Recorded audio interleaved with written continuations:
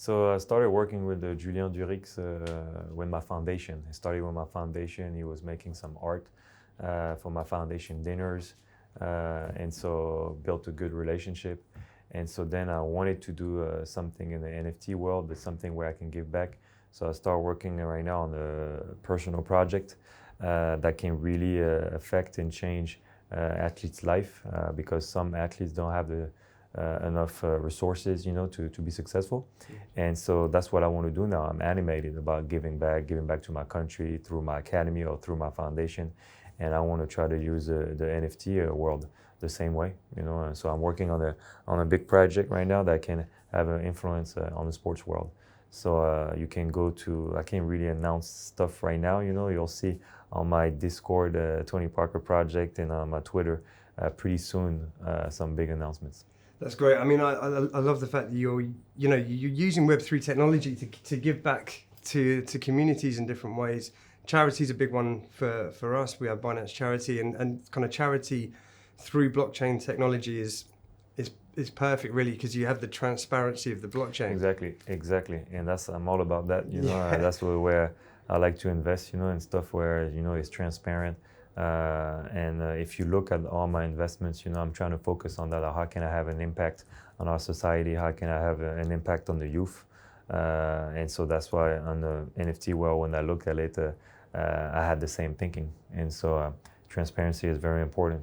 It's fantastic because you've got there's a gala this evening in Lyon. Exactly. Would you be able to tell us a little bit about that and what's going to happen? Yeah, of course. It's a gala that I've been doing for like 15 years. Very early when I was 22, 23, with my mom. She was like, okay, you made it in the NBA, you won a championship, it's time to give back now. Not every kid have the same opportunity. And so we started to do that dinner in Paris.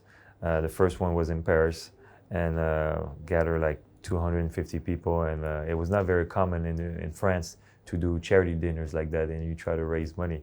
It's a big thing in the US, but in France it was kind of new back then, 20 years ago. And so then we decided to change cities. So we did one in Monaco, one in Lyon, and every year we'll bring different people from different worlds, connect different people through my different businesses. And the people have been very nice, they've been giving a lot of money, and I was able to raise some good money to do good stuff with different foundations, because every year I choose like 3 foundations that I want to help, and then I help through my academy too. So my academy opened in 2019, and I give scholarships for kids who can't afford education and all that kind of stuff. That's amazing. I mean, as you say about the academy and the foundations that you work with, there's one thing that's very, very similar with the evolution of Web3 technology, and that's community. Mm-hmm. And it, that is the kind of the backbone of it all. How have you found the transition into Web3? When did you start with looking at NFTs and going, this is interesting? I think like 2-3 years ago. Right. But I like to surround myself with young people, young generation, because life goes so fast right now. I always try to surround myself with people that's smarter than me, and like that they can help me out. And so, I like 3 years, 3-4. Well, I want to say 3-4 years ago, I got introduced to the NFTs. And so at first I was like, what's NFTs? I was like, really? People really gonna do that and buy that?